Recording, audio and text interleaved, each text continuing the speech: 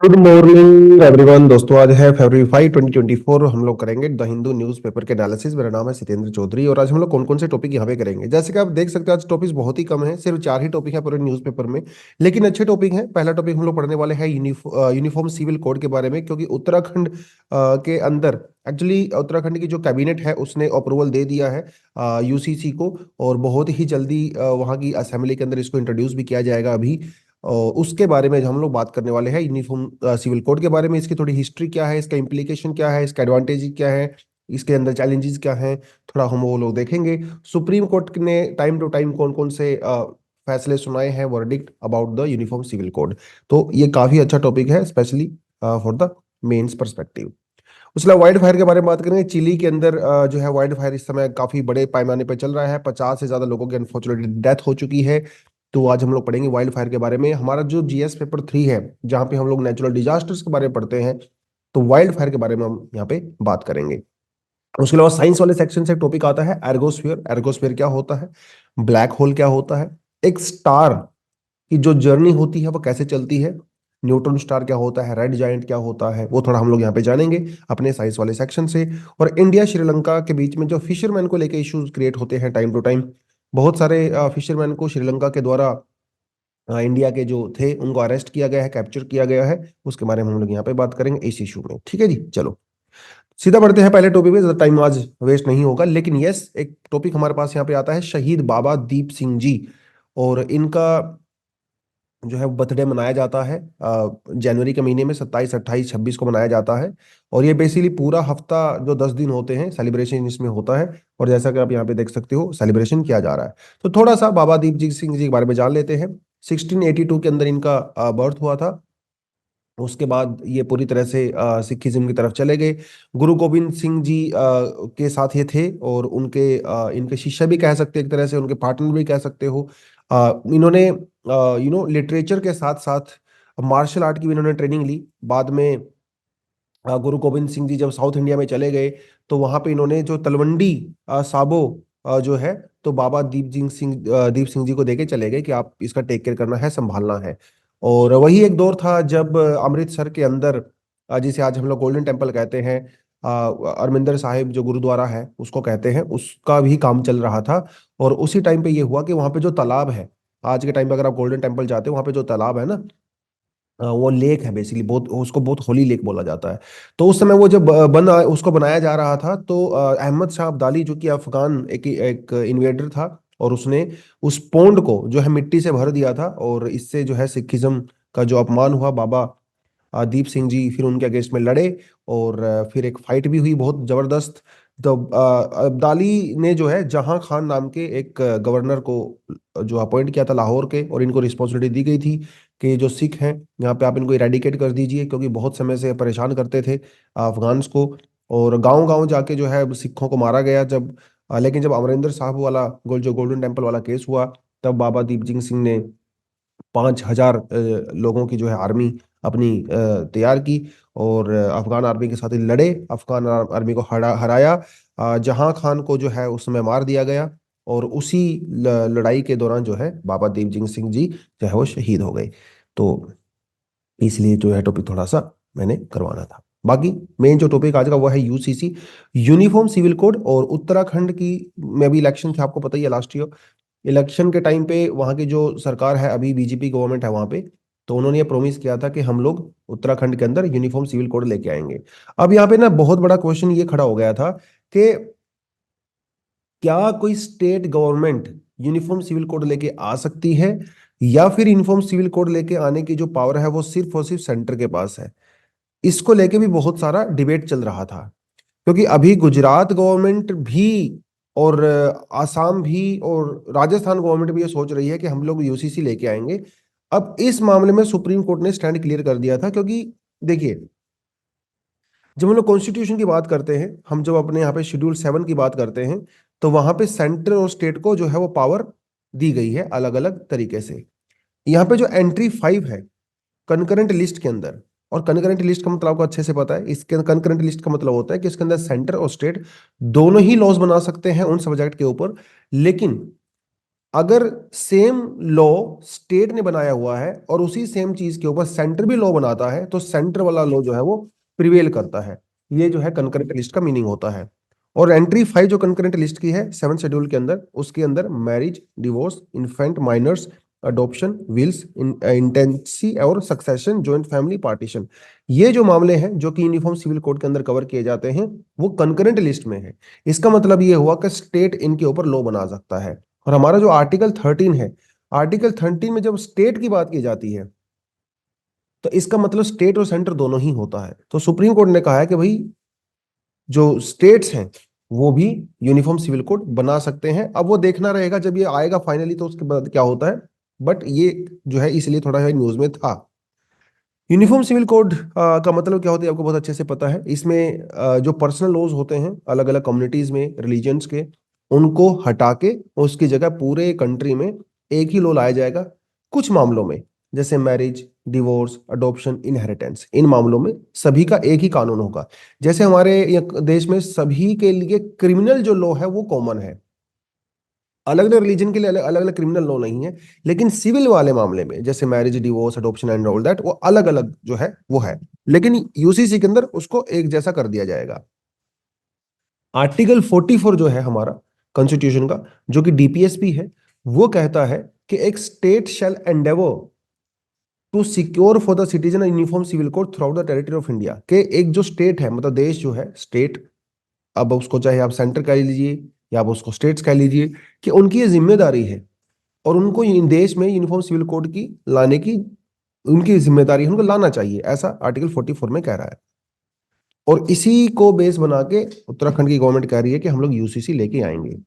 But UCC की अगर आप हिस्ट्री देखें तो ये भी काफी इंटरेस्टिंग है। जब 46 के अंदर जब कॉन्स्टिट्यूशन असेंबली बनाई गई थी तो उस समय यूसीसी के बारे में बहुत डिबेट हुआ, डिस्कशन हुआ।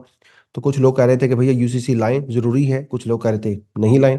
तो जो लोग उस समय यूसीसी को अपोज कर रहे थे कॉन्स्टिट्यूशनल असेंबली में, उनका कहना था कि जो हमारे यहाँ पे रिलीजियस माइनॉरिटी के राइट्स हैं, चाहे वो सिख हों, क्रिश्चियंस हों, मुस्लिम्स हों या दूसरे धर्म हों, उनके रिलीजियस माइनॉरिटी राइट्स को डाइल्यूट कर देगा और इंडिया की जो डाइवर्सिटी है उसको खत्म कर देगा, इसलिए यूसीसी मत लेके आए, ऐसा कहा गया। उसी समय कॉन्स्टिट्यूशनल असेंबली के मेंबर थे नजीरुद्दीन अहमद जी, इन्होंने कहा देखिए ये तो हमारे आर्टिकल जो 25 है उसको भी वायलेट करता है, right to freedom of religion. उस समय जो ड्राफ्ट कॉन्स्टिट्यूशन था उसके अंदर ये आर्टिकल 25 नहीं था, आर्टिकल 19 था। बाद में इसको आर्टिकल 25 में आज के समय में रखा गया है। जो के एम मुंशी जी थे, वो भी कॉन्स्टिट्यूशन असेंबली के बहुत बड़े मेंबर थे, उनका कहना था कि भाई देखिए ये जो यूसीसी है ये किसी भी तरह से फ्रीडम ऑफ रिलीजन को डिफीट नहीं करता है, उसके बजाय जो सोशल रिफॉर्म्स होने चाहिए हमारे समाज में उसको एनकरेज करता है ना। इससे इक्वालिटी आएगी, खासकर वीमेन इक्वालिटी आएगी। इसलिए और जो डिस्क्रिमिनेटरी प्रैक्टिसेस हैं अगेंस्ट वीमेन अलग अलग धर्मों में, पर्सनल लॉज में, वो इससे दूर होंगी। तो ये एक सोशल रिफॉर्म का तरीका है।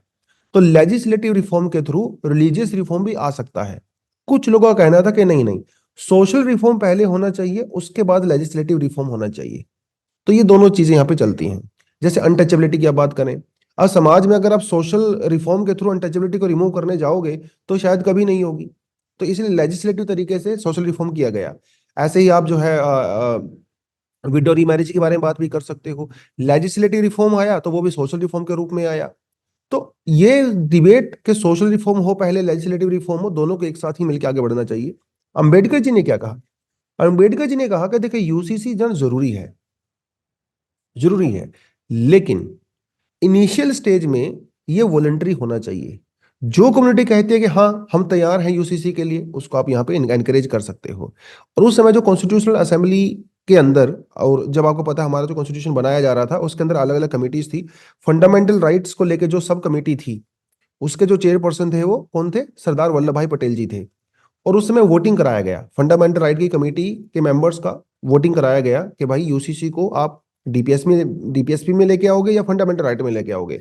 तो 5:4 की मेजोरिटी से यह कहा गया कि यूसीसी को जो है डीपीएसपी में रखेंगे, फंडामेंटल राइट्स में नहीं रखेंगे। तो अगर एक वोट इधर हो जाता उस समय, जो सब कमेटी थी फंडामेंटल राइट की, तो आज यूसीसी ऑलरेडी इंडिया में एक फंडामेंटल राइट के रूप में हो सकता था। खैर वो हुआ नहीं तो इसलिए उसको डीपीएसपी में रखा गया। वो सारी कहानी चलती रही। और 2022 की अगर हम बात करें तो उत्तराखंड की सरकार ने कहा कि हम लोग एक्सपर्ट कमेटी बनाएंगे, और सुप्रीम कोर्ट के जस्टिस थे रंजन प्रकाश जी, उन कमेटी बनाएंगे, उसको जो है स्टडी करेंगे। कई सारी कम्युनिटी है उत्तराखंड के अंदर जिसको अपोज कर रही हैं, कई सारी कम्युनिटीज को जो है वो इसको सपोर्ट कर रही हैं। जैसे वन गुज्जर ट्राइब है उत्तराखंड के अंदर, जिसके अंदर 60,000 लोग हैं, वो क्या इसको कहते हैं भाई नहीं, हम तो सपोर्ट नहीं करते। उसके अलावा 2.9% जो स्टेट की पॉपुलेशन है वो शेड्यूल्ड ट्राइब है, वो कहते हैं भैया हम भी इसको सपोर्ट नहीं करते। लेकिन फिलहाल एक ड्राफ्ट बनाया गया है उत्तराखंड में यूसीसी का। उस ड्राफ्ट के अंदर क्या क्या प्रपोजल है? जेंडर इक्वालिटी की बात की गई है, मैन और वीमेन दोनों को के लिए बात कही गई है। इनहेरिटेंस की बात कही गई है। इनहेरिटेंस मतलब फादर के बाद वो प्रॉपर्टी किसके पास जाएगी। तो कानून के अंदर ये कहा गया है फिलहाल प्रपोजल के रूप में, जो ब्रदर और सिस्टर दोनों को बराबर ही मिलनी चाहिए। जैसे इस समय मुस्लिम अगर प्रॉपर्टीज की बात करें तो मुस्लिम वीमेन को जो है 25% शेयर मिलता है according to their personal law. लेकिन ये कानून कहता है कि इसको आप 50% कर दीजिए, मतलब बराबर बराबर ब्रदर सिस्टर के अंदर बांट दीजिए। अपार्ट फ्रॉम दैट, जैसे पोलिगमी की बात होती है, मतलब एक हस्बैंड कई सारी बीवियां रख सकता है। इद्दत जो प्रैक्टिस होती है, इनको जो है रिवोक करने की यहाँ पे बात की गई है। ट्रिपल तलाक को यहाँ पे रिवोक करने की बात कही गई है फिलहाल इसके अंदर। लेकिन जो एज है मैरिजेबल एज बॉयज के लिए 21 और वीमेन के लिए 21, वो मैन के लिए 21 और वीमेन के लिए 18, वो ऐसी की ऐसी ही रहेगी। लेकिन लिव इन रिलेशनशिप में अगर कोई रहना चाहता है तो उसको मैंडेटरी रजिस्ट्रेशन करवाना पड़ेगा। ये फिलहाल प्रपोजल है, अब वो फाइनल बिल के अंदर आएगा नहीं आएगा, that's a different case. Supreme court ने यूसीसी के बारे में क्या क्या कहा है? देखिए, सुप्रीम कोर्ट ने के अंदर ना एक पीआईएल फाइल की, पांच छह पीआईएल बेसिकली फाइल हुई है पिछले 2-3 साल में। जैसे एक पीआईएल जो है वो अश्विनी उपाध्याय इन्होंने जो है वो डाली है। एक जो पीआईएल है वो फिरोज अहमद बख्त जो है इन्होंने डाली है। और इन्होंने डिमांड किया है कि यूसीसी इंडिया में होना चाहिए, फिरोज अहमद जी ने और अश्विनी जी ने, क्योंकि ये आर्टिकल 14 और आर्टिकल 15 का वायलेशन है, ऐसा इन्होंने कहा। सुप्रीम कोर्ट को इन्होंने ये भी कहा कि साहब आप इंडिया में यूसीसी अपने तरीके से लागू कर दीजिए। सुप्रीम कोर्ट ने कहा कि नहीं, ये गवर्नमेंट का काम है, लॉ मेकिंग, लॉ मेकिंग मेरा काम नहीं है। लेकिन सुप्रीम कोर्ट काफी समय से यूसीसी को सपोर्ट करता आया है। जब 1885 1985 के अंदर शाहबानो केस हुआ था, उस केस में भी सुप्रीम कोर्ट ने कहा था कि ये बहुत रिग्रेट का मैटर है कि अभी तक इंडिया में आर्टिकल 44 जो है डेड लेटर है, और इसकी इंप्लीमेंटेशन जल्दी से जल्दी होनी चाहिए, ऐसा कहा गया था। उसके अलावा 1995 में सरला मुदगल केस हुआ, वहां पे भी कोर्ट ने ऐसा ही बोला।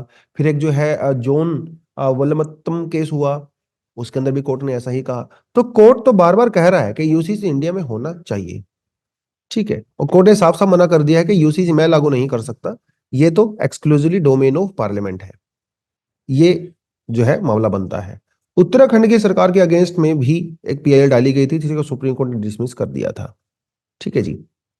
हालांकि लॉ कमीशन का यह कहना है कि यूसीसी हमारे देश में जरूरी नहीं है, ना ही डिजायरेबल है, ना ही नेसेसरी है। लेकिन यस, जो डिस्क्रिमिनेटरी प्रैक्टिसेस हैं पर्सनल लॉज के अंदर, चाहे कोई भी धर्म हो, उसको जल्दी से जल्दी रिमूव किया जाना चाहिए, ऐसा लॉ कमीशन का कहना है। अब जो लोग यूसीसी को सपोर्ट करते हैं, एक्सपर्ट्स यूसीसी को सपोर्ट करते हैं, उनका कहना है कि भाई यूसीसी से इक्वलिटी आएगा, इससे हमारे एक सेकुलर जो डेमोक्रेसी है वो स्ट्रांग होगी, क्योंकि किसी भी तरीके से डिस्क्रिमिनेशन नहीं होना चाहिए in the name of religion, class, caste, gender etcetera. और यूसीसी इंश्योर करता है कि सभी सिटीजन के फंडामेंटल राइट जो है वो बराबर हैं। इससे सोशल इनक्वालिटी है वो रिड्यूस होगी, जेंडर डिस्क्रिमिनेशन जो हो रहा है वो रिड्यूस होगा, ऐसा उन्होंने कहा। तो जेंडर डिस्क्रिमिनेशन बहुत बड़ा मुद्दा है यहाँ पे है।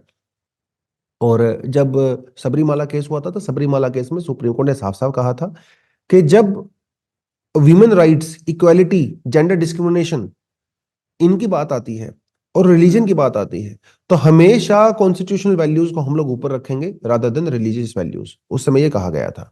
तो इसका मतलब यह है कि यूसीसी से अगर इक्वालिटी आती है तो इसको प्रेफरेंस दिया जाएगा by court rather than personal practices, अगर वो ह्यूमन डिस्क्रिमिनेटरी है तो, ऐसा कोर्ट ने कहा था। सोशल रिफॉर्म्स होंगे ऑफ कोर्स, ये तो बात कही जा रही है। लीगल मैटर बहुत सिंपलीफाई हो जाएंगे इंडिया में, अभी तो बहुत सारी कॉम्प्लेक्स चीजें हैं, दुनिया भर के पर्सनल लॉज हैं, उसके अंदर भी बहुत सारे जो है कॉम्प्लेक्सिटीज हैं, वो थोड़ा ठीक हो जाएगा। स्पीडी जस्टिस ऑफ केसेस हो जाएगा, है ना। अभी तो इंडिया में लाखों करोड़ों केस पेंडिंग पड़े हुए हैं, जुडिशरी के ऊपर बहुत ज्यादा बर्डन है, वो कम हो जाएगा इसकी वजह से। एक नेशनल इंटीग्रेशन होगा, सारे देश में एक जैसा कानून होगा तो एक जैसी फीलिंग आएगी, है ना, हर कम्युनिटी जो है बराबर रहेगी। तो इससे एक नेशनल इंटीग्रेशन होगा, नेशनल बिल्डिंग इससे होगा, ऐसा कहा गया है। लेकिन यूसीसी को इंप्लीमेंट करने में बहुत सारे चैलेंजेस हैं, या इसके आप अपोजिशन के पॉइंट क्या क्या हो सकते हैं आपके पास। देखिए, एक तो इनके बात है कि diverse personal laws and the customary practices. ठीक है, इंडिया एक सिविलाइजेशनल स्टेट है, राइट, और इतनी सारी डाइवर्सिटी हमारे कंट्री में है। बहुत सारी कम्युनिटीज में, छोटी छोटी कम्युनिटीज हैं, उनके अंदर अपने अपने पर्सनल लॉज हैं, उनकी अपनी कस्टमरी प्रैक्टिसेस हैं, रिलीजियस प्रैक्टिसेस हैं। तो आप उनको सबको एक जैसे कैसे कोडिफाई करोगे? एक तो टास्क ये बहुत ज्यादा मुश्किल है। और जो पर्सनल लॉज हैं वो कोडिफिकेशन भी नहीं है, बहुत मामले में कोडिफिकेशन मतलब होता है कि वेल रिटन नहीं है। बहुत सारे कम्युनिटीज में, ट्राइबल कम्युनिटीज में स्पेशली, पर्सनल लॉज सिर्फ ओरली होते हैं, रिटन रिकॉर्ड नहीं है उनका। तो आप उनको कैसे कोडिफाई करोगे, ये अपने आप में बहुत जो है बड़ी बात है। अपार्ट फ्रॉम दैट, अभी हमारे कंट्री में जो बहुत सारे एक्ट, कानून एग्जिस्ट करते हैं, जैसे स्पेशल मैरिज एक्ट, ठीक है, ये हो गया, और भी कुछ हो गया, जैसे हिंदू मैरिज एक्ट, वो हो गया। तो इनके साथ भी आपको इंटरवीन करना पड़ेगा। यस, इनके साथ भी आपको चेंज करना पड़ेगा। उसके अलावा जैसे बहुत सारे इंडिया में मैरिज केस ऐसे होते हैं, जैसे अगर आप साउथ इंडिया की बात करें, तमिलनाडु केरला वगैरह में जाए, तो वहां पे जो है सेकंड कजन से शादी कर दी जाती है। मामा के लड़के से लड़कियों से शादी करना बहुत कॉमन सी बात होती है, राइट। उन चीजों को आप कैसे डील करोगे अगर आप सेकुलर लॉ बना रहे हो? तो ये एक बहुत बड़ी बात है। उसके अलावा false perception, there is still false perception about the UCC among the communities which makes a rational debate. अभी आपको बहुत सारे लोग ऐसे मिलेंगे समाज में कि उन्होंने यूसीसी का नाम लेते ही उनको अपोज करना शुरू कर देना है, क्योंकि अवेयरनेस नहीं है, फॉल्स परसेप्शन है। अरे एक सिविलाइज्ड, एक मैच्योर डेमोक्रेसी सोसाइटी की तरह मिलके बैठ के बात करना चाहिए। जो प्लस पॉइंट है, जो माइनस पॉइंट है, उसको आप दूर करिए, ठीक है। और violation of fundamental right, yes, article 25 का वायलेशन होगा, आर्टिकल 26 का वायलेशन होगा, बहुत सारे एक्सपर्ट इस बात को मानते हैं। तो इसको आप कैसे डील करोगे? तो आपको ये तो कॉन्स्टिट्यूशन अमेंडमेंट करना पड़ेगा 25 26 के अंदर भी, या फिर उसको पूरी तरह से हटाना पड़ेगा। दोनों ही चीजें ऑलमोस्ट इम्पॉसिबल नजर आती हैं। अब ये कैसे करोगे? पॉलिटिकल विल पावर की ऑफ कोर्स हमारे यहाँ पे बहुत कमी है। अगर पॉलिटिकल विल पावर होता तो अब तक यूसीसी एक डिसेंट तरीके से इंडिया में लागू हो चुका होता। तो ये एक सोशल रिफॉर्म और सोशल मुद्दा होने से ज्यादा पॉलिटिकल मुद्दा बन गया है, जिसकी वजह से एक गलत परसेप्शन जो है वो फैल गया है समाज में। उसके अलावा हमारे नॉर्थ ईस्ट इंडिया में 200 से ज्यादा ट्राइब्स रहती हैं, उनकी अपनी प्रैक्टिसेस हैं। आप उनको कैसे डील करोगे, वो एक बहुत बड़ा मुद्दा यहाँ पे है। तो यहाँ पे सिर्फ बात क्रिश्चियन, इस्लाम, जैनिज्म, हिंदुइज्म, सिर्फ बड़े रिलीजन्स की नहीं है। यहाँ पे जो छोटी छोटी ट्राइबल प्रैक्टिसेस हैं, उनकी कस्टमरी जो लॉज हैं, पर्सनल लॉज हैं, उनको आप कैसे डील करोगे, ये बहुत बहुत बड़ा चैलेंज है। तो इन चैलेंजेस को थोड़ा अपने ध्यान देना है, ठीक है। तो एक डिसेंट सा 150 वर्ड या 120 वर्ड में वर्ड के लिए आपका कंटेंट तैयार हो जाता है। अब बात करते हैं वाइल्ड फायर की। चिले के अंदर जो है वाइल्ड फायर हुआ पड़ा है कई दिन से, बहुत बड़े पैमाने पे, और 50-60 से ज्यादा लोगों की वहां पे डेथ हो चुकी है अनफॉर्चुनेटली। तो चिले में वाइल्ड फायर का रीजन क्या है? इसका रीजन है एल नीनो। जब जब एल नीनो आता है तो चिले में वाइल्ड फायर होता है, और जब जब ला नीना आता है तो चिले के अंदर जो है वो फ्लड्स आती हैं। अगर आपने थोड़ा बहुत ज्योग्राफी के कॉन्सेप्ट क्लियर किए हैं तो आपको ये इस बात का आइडिया होगा। देखिए, होता क्या है नॉर्मल ईयर में, यूजुअली क्या होता है, बेसिकली पैसिफिक ओशन के अंदर जो अमेरिकन साइड होते हैं, यहाँ पे पेरुवियन करंट फ्लो करता है, जो कि कोल्ड करंट होता है। मतलब साउथ अमेरिका वाली साइड में जो पानी होता है वो ठंडा होता है। ऑस्ट्रेलिया वाली साइड में यहाँ पे जो है वार्म करंट फ्लो करता है, तो ऑस्ट्रेलिया वाली साइड में गर्म पानी होता है। और यहाँ पे हमारी ईस्टर्ली विंड्स चल रही होती हैं, ट्रेड विंड्स। तो वो क्या करती हैं, साउथ अमेरिका वाली साइड से वाटर को ड्रैग करके लेके जाती हैं ऑस्ट्रेलिया वाली साइड में। ये एक नॉर्मल सिनेरियो होता है, इसमें कोई दिक्कत नहीं है। तो क्योंकि यहाँ पे कोल्ड करंट है, अब सीधी सी बात, अगर वाटर कोल्ड होगा तो इवेपोरेशन नहीं होगा, क्लाउड्स नहीं बनेंगे, रेनफॉल नहीं होगा। इसलिए यहाँ पे अटाकामा डेजर्ट पाया जाता है, अटाकामा डेजर्ट। तो अटाकामा डेजर्ट बनने का प्राइमरी रीजन क्या है? वहां पे कोल्ड करंट है। ये दुनिया में कोई भी कोल्ड करंट देख लीजिए, यहाँ पे कैलिफोर्निया करंट है, वहां पे भी डेजर्ट है ना। जहाँ पे वेस्ट ऑस्ट्रेलियन करंट है वहां पे भी डेजर्ट है, कैनरी करंट है वहां पे भी डेजर्ट है। जहां जहां कोल्ड करंट्स होते हैं वहां वहां पे डेजर्ट्स होते हैं। अब ये नॉर्मल सिनेरियो होता है, इसमें कोई दिक्कत नहीं है। लेकिन कभी कभी ये सिचुएशन रिवर्स हो जाती है, उसे कहते हैं El Nino year. El Nino year में क्या होता है, जो कोल्ड करंट था वो वार्म करंट के अंदर कन्वर्ट हो जाता है। ये हर साल नहीं होता है, 3 4 5 साल में, कभी कभी 10 साल में, बहुत उस पीरियड में होता है। इसे एल नीनो ईयर बोलते हैं। तो अमेरिका वाली साइड में हो जाता है पानी गर्म, वार्म वाटर हो जाता है। ऑस्ट्रेलिया वाली साइड में कंपैरेटिवली कोल्ड वाटर हो जाता है। अब इसमें होता क्या है, क्योंकि अमेरिका वाली साइड में वार्म वाटर है तो टेम्परेचर इंक्रीज होता है वहां पे। और उस टेम्परेचर इंक्रीज होने से क्या होता है वहां पे, वाइल्ड फायर्स हो जाती हैं। वाइल्ड फायर्स, तो ये एक रीजन जो है वाइल्ड फायर का जो बताया गया है अबाउट द चिली फायर। एक तो थोड़ा आपको ये आइडिया होना चाहिए। इंडिया की बात करें, इंडिया के कॉन्टेक्स्ट में वाइल्ड फायर का मेजर रीजन क्या है? इंडिया के केस में आप कह सकते हो लाइटनिंग एक बहुत इंपॉर्टेंट फैक्टर। हालांकि पूरी दुनिया भर में लाइटनिंग एक बहुत प्राइमरी फैक्टर है वाइल्ड फायर का। कैलिफोर्निया वगैरह में जो वाइल्ड फायर होती रहती हैं, लाइटनिंग एक बहुत बड़ा फैक्टर वहां पे भी आता है। और लाइटनिंग का मतलब क्या होता है आपको बहुत अच्छे से पता होना चाहिए। लाइटनिंग किस तरह से काम करती है?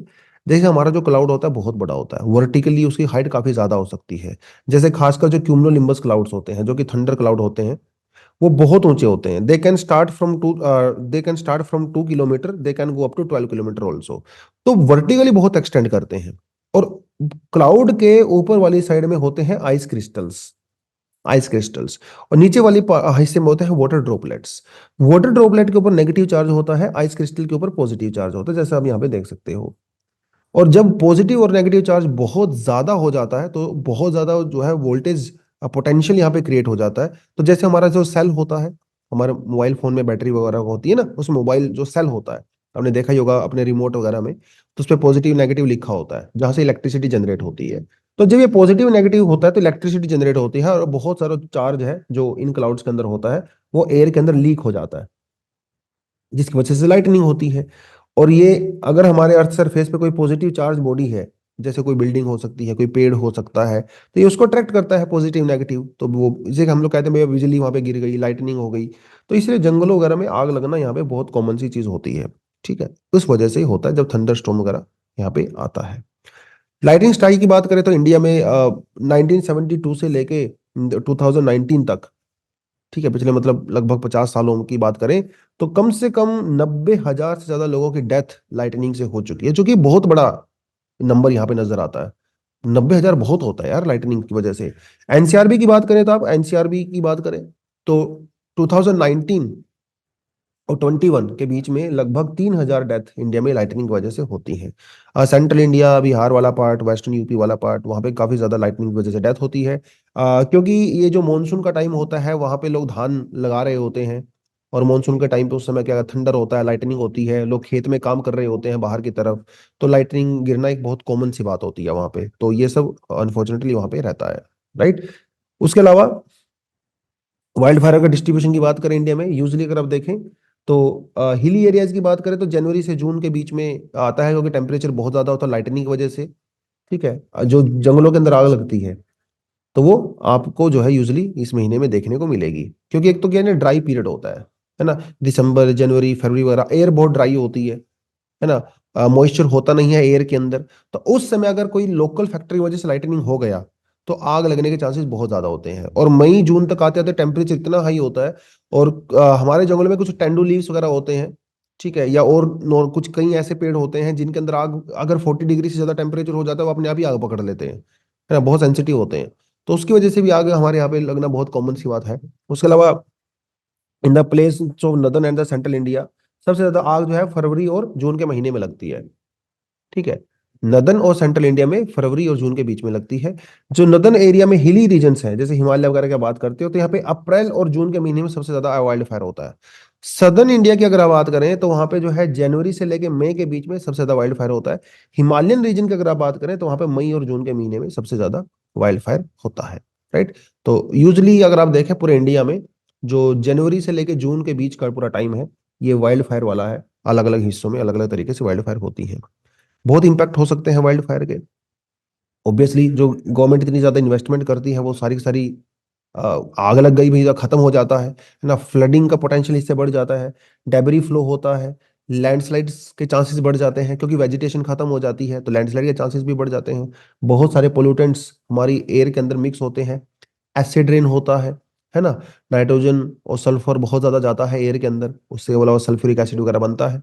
उसके बाद हमारी लैंड की प्रोडक्टिविटी कम हो जाती है, क्योंकि फर्टिलिटी कम हो जाती है, ओवरऑल बायोडाइवर्सिटी कम हो जाती है। ग्लोबल वार्मिंग यहाँ से होता है definitely. Soil erosion, loss of fuel, would fodder etcetera, जो लोकल कम्युनिटी वहाँ पे होती है जो डिपेंड करती हैं इनके ऊपर, तो उनका जो लाइवलीहुड है या उनके जो सर्वाइवल के चांसेस है वो कम हो जाते हैं, है ना। वाटर बॉडीज को जो है बहुत सारा डैमेज होता है। तो बहुत सारे शॉर्ट टर्म इफेक्ट भी है, जो वाइल्ड लाइफ हैबिटाट है वो खत्म हो जाता है भाई, है ना। सीनिक ब्यूटी खत्म हो जाती है, टूरिज्म खत्म हो जाता है, अनफॉर्चुनेटली वो सारी चीजें हैं। जो लोकल कम्युनिटी वहां पे रहती हैं उनका हैबिटाट तो पूरा ही लॉस हो गया, उनको फिर नए सिरे से काम करना पड़ता है। तो ये सब नेगेटिव चीजें हैं वाइल्ड फायर की। लेकिन एक नेचुरल प्रोसेस है, तो यस इसका कुछ बेनिफिट भी डेफिनेटली होंगे।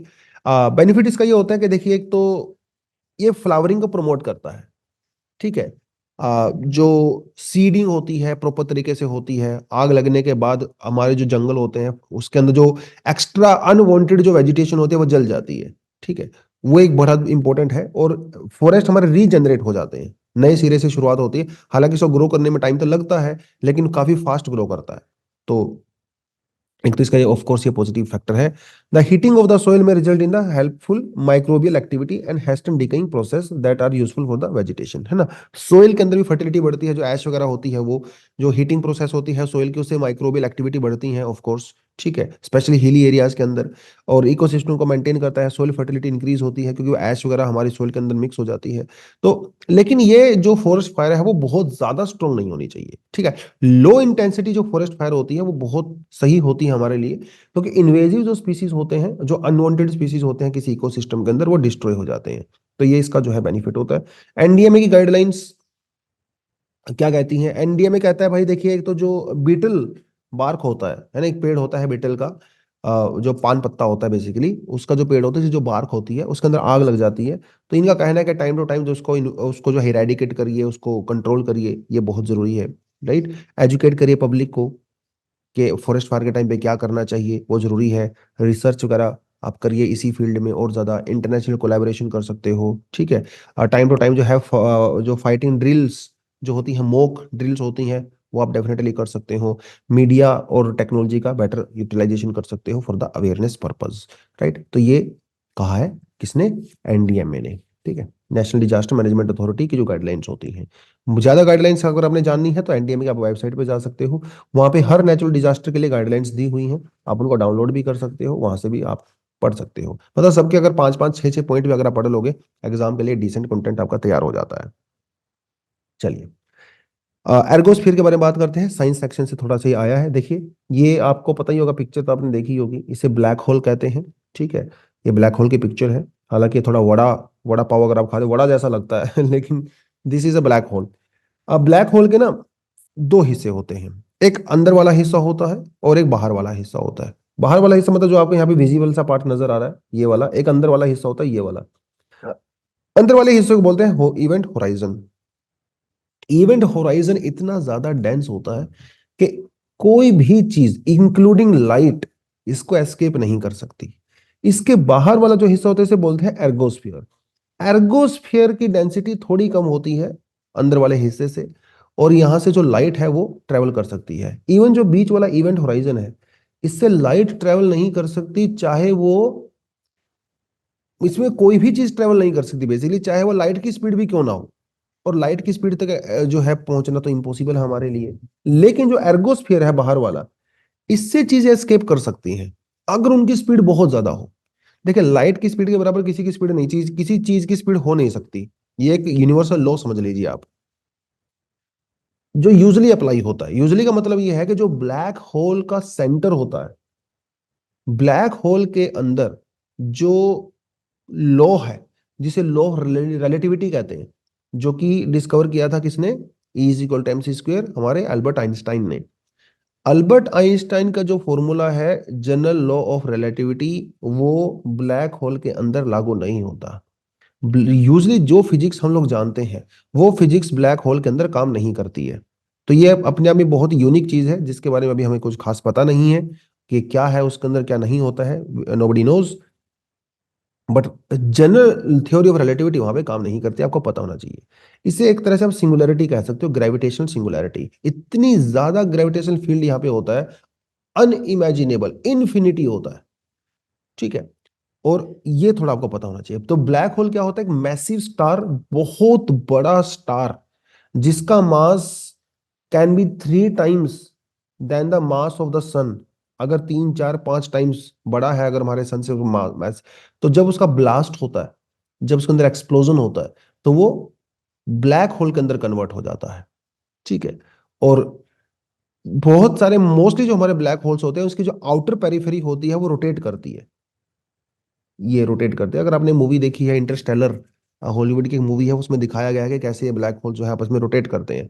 इसे कहा जाता है कर ब्लैक होल। जो रोटेटिंग ब्लैक होल होते हैं इसे कर ब्लैक होल कहते हैं। ठीक है।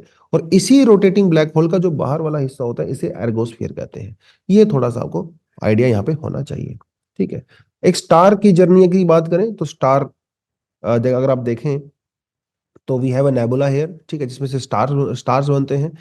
अब अगर कोई स्टार बहुत बड़ा है, ठीक है, देखिए, अगर वो छोटा स्टार है, अगर उसका जो मास है, अगर वो हमारे सन के बराबर होता है या फिर 1.44 टाइम्स ऑफ द सन, तो फिर वो प्लेनेट बनाता है जैसे हमारा सोलर सिस्टम है। और धीरे धीरे हमारा जो सन है वो रेड जाइंट के अंदर कन्वर्ट हो जाएगा, और फिर उसके अंदर ब्लास्ट होगा, एक्सप्लोजन होगा और व्हाइट डवार्फ में कन्वर्ट हो जाएगा, और यहाँ पे हमारा जो स्टार है, हमारा जो सन है, वो खत्म हो जाएगा। लेकिन जो इनिशियल स्टार्स बहुत बड़े होते हैं, ठीक है, जिनका मास बहुत ज्यादा होता है हमारे सन से, मोर देन 3 टाइम्स हम मान के चलिए, अगर वो होता है हमारे सन से, तो वो रेड सुपर जायंट के अंदर कन्वर्ट होते हैं। राइट। जब उसके अंदर ब्लास्ट होता है तो वहां से ब्लैक होल कन्वर्ट बनते हैं। ये हमने ध्यान रखना है। ठीक है। और ब्लैक होल जो है एक स्टार की लास्ट स्टेज होती है। ये लास्ट टॉपिक हमारे पास आता है इंडिया श्रीलंका इशू। तो ये फिशरमैन वाला इशू है। अभी पिछले हफ्ते 20 से ज्यादा फिशरमैन को अनफॉर्चुनेटली श्रीलंकन नेवी के द्वारा अरेस्ट किया गया है। और अभी तक कुल मिला के जो है 70 के आसपास जो है फिशरमैन को अरेस्ट किया गया है। पिछले साल ऑलमोस्ट 240 फिशरमैन को अरेस्ट किया गया था। इसका रीजन क्या है? रीजन सिंपल है कि भैया तमिलनाडु या पौंडीचेरी, वहाँ के जो फिशरमैन हैं, वो जब फिश पकड़ने जाते हैं फिश कैच के लिए, जो हमारी इंटरनेशनल बाउंड्री है जिसे पाक पे कहते हैं, उसको क्रॉस करते हैं, श्रीलंका वाली साइड में जाते हैं, वहां से फिश को कैच करते हैं और उनको बीच बीच में श्रीलंकन नेवी पकड़ लेती है। ये सिंपल सिनेरियो है। सवाल ये उठता है कि भैया हमारे वहां वहां जाते क्यों हैं? अब यहाँ पे देखिए जरा। तो ये हमारे बीच में बाउंड्री है, ये आप देख सकते हो इंटरनेशनल बाउंड्री लाइन है। तो यहां से फिशरमैन जो है इसको क्रॉस करके श्रीलंका वाली साइड में जाते हैं। कारण कारण ये है कि इंडिया वाली साइड में जो फिश है वो काफी कम है, श्रीलंका वाली साइड में जो है काफी ज्यादा है। लेकिन सवाल ये भी कि भैया इंडिया वाली साइड में कम क्यों है, वहां ज्यादा क्यों है? क्योंकि इंडिया साइड के जो फिशरमैन है तमिलनाडु वगैरह में, वो बड़े बड़े ट्रोलर्स का यूज करते हैं। मतलब उनकी जो बोट्स होती हैं बहुत बड़ी होती हैं, बॉटम ट्रोलिंग करते हैं, मतलब ओशन के बॉटम से फिश को कैच करते हैं। और उसका ये नतीजा निकला है कि over a period of time India वाली साइड में फिशेस कम हो गई है। श्रीलंका वाली साइड में ये जो बड़े ट्रोलर्स होते हैं इनको अलाउ नहीं किया गया है, वहां पे ये कंप्लीटली बैन किए गए हैं। वहां पे छोटी शिप्स हैं फिशरमैन के पास, तो वहां पे फिशेस ऑफ कोर्स ज्यादा होंगी, क्योंकि वहां पे जो ओशन बॉटम में भी बहुत ज्यादा कैच हो सकता है। तो ये रीजन है, तो इंडिया वाले जो है वहां पे यूजली जाते रहते हैं। अब तो ये देखिए destruction of the bottom trolling वगैरह वो मैंने आपको बता ही दिया है। हालांकि इंडिया ने जो है कुछ साल पहले हमारे भारत ने एक जो है स्कीम चलाई थी, ब्लू रेवोल्यूशन स्कीम, जिसके अंदर ये कहा गया था कि जो बॉटम ट्रोलिंग होती है तमिलनाडु के अंदर, इसको हम लोग बंद करेंगे, बैन करेंगे। और उसके बदले में हमारे जो फिशरमैन है उनको इंसेंटिव्स देंगे कि भैया आप यहाँ पे जाके फिशिंग मत करिए, आप डीप सी के अंदर जाके फिशिंग करिए। ठीक है, वहां पे कोई दिक्कत नहीं है, आप वहां पे जाके कर सकते हो। लेकिन फिर भी ये लोग जो है अभी भी डीप सी में नहीं जाते हैं, वहीं पे जो है करते हैं अनफॉर्चुनेटली। हालांकि इसको सरकार डिस्करेज कर रही है। तमिलनाडु का जो मरीन फिशिंग रेगुलेशन एक्ट है 1983, ये कहता है कि ये जो आप फिशिंग करते हो ना, वो 3 नॉटिकल माइल से बाहर जाके करिए। 3 नॉटिकल माइल तक फिशिंग अलाउड नहीं है। लेकिन जो जगह है धनसुकोडी, तमिलनाडु के अंदर जो एक सिटी है धनसुकोडी, वहां से जो इंटरनेशनल बाउंड्री लाइन है वो सिर्फ और सिर्फ 9 नॉटिकल माइल। मतलब 3 नॉटिकल माइल तक आप कर नहीं सकते।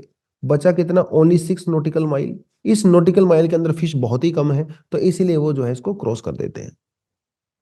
ये सब हुआ 2016 के अंदर। एक जॉइंट वर्किंग ग्रुप बनाया गया था इंडिया श्रीलंका की गवर्नमेंट के द्वारा, जिसमें उन्होंने ये कहा था भैया हम लोग 3 महीने में एक बार मिल के बात किया करेंगे, साल में 2 बार मीटिंग किया करेंगे। लेकिन अभी तक इनकी मीटिंग सिर्फ 5 बार हुई है, तो मतलब कुछ खास सॉल्यूशन यहाँ पे निकला नहीं है। ठीक है, तो आप यहाँ पे देख सकते हो। और ये रामेश्वरम है, और यहाँ से जो है श्रीलंका का एडम्स ब्रिज है, और यहाँ से जो है पाक बे निकलती है। ये जो आइलैंड छोटा सा आपको बीच में दिख रहा है इसे कच्चा थीवो आइलैंड बोलते हैं।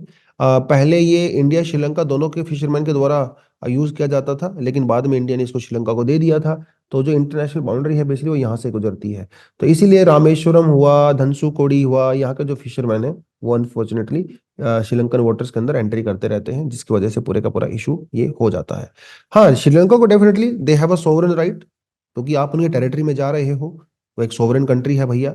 तो उनको अधिकार है कि अगर कोई उनकी टेरिटरी में ट्रेसपासिंग करता है तो उसको पकड़ने का, इसमें तो कोई डाउट नहीं है। वो जब पकड़ते हैं फिशरमैन को, महीना 2 महीना 3 महीने बाद छोड़ देते हैं। उनके जो ट्रोलर्स होते हैं उनको भी छोड़ देते हैं, लेकिन ट्रोलर जब वो छोड़ते हैं ना तो वो यूज करने लायक रहते नहीं है, बेसिकली तोड़ फोड़ दिया जाता है उनको जो भी है। राइट। तो ये कुछ अनफॉर्चुनेट चीजें वहां पे होती हैं। सॉल्यूशन क्या है, अगर आप एग्जाम में वे फॉरवर्ड लिखना है तो ये चीजें लिख सकते हो। पहली बात तो जो फिशरमैन है उनको कहिए कि भाई आप डीप सी फिशिंग करिए। वहां पे जो लोकल वाटर है, जो शैलो वाटर है, वहां पे मत करिए, क्योंकि वो आपके लिए नुकसान है फ्यूचर में। फ्यूचर में छोड़ो, प्रेजेंट में नुकसान हो रहा है, अरे फिश ही नहीं है, नुकसान तो होगा ही। तो बॉटम ट्रोलिंग को जो है प्लीज आप गिव अप करिए, म्यूचुअल कंपैशन रखिए, एक दूसरे के साथ मिलकर काम करिए। टाइम टू टाइम जो है दोनों कंट्रीज आपस में जो है बातचीत करती रहें, लोग आपस में बातचीत करते रहें। और जो इंडियन जो कोस्ट गार्ड है या इंडियन नेवी है या श्रीलंकन नेवी है, वो आपस में जॉइंट पेट्रोलिंग करें इंटरनेशनल बाउंड्री एरिया में, ताकि ट्रेसपासिंग ना हो सके। श्रीलंका के जो फिशरमैन है वो ट्रेसपासिंग यूजली नहीं करते हैं, इंडिया वाले करते हैं। तो ये कुछ सॉल्यूशन जो आप यहाँ पे बता सकते हो। तो आई थिंक अभी आपको थोड़ा सा आइडिया हो गया होगा कि हमारे बीच में इश्यूज क्या है, प्रेजेंट स्टेटस क्या है। एक दो कानून स्कीम्स आपको मैंने बता दिया, सॉल्यूशन मैंने आपको बता दिया। इतना अगर आपको पता है इस इशू के बारे में तो डिसेंट सा कंटेंट आपके लिए एग्जाम में लिखने लायक हो जाता है। ठीक है, तो इसको यहीं पे खत्म करते हैं आज के लिए। Thank you very much, all the best, जय हिंद, जय जवान, जय किसान।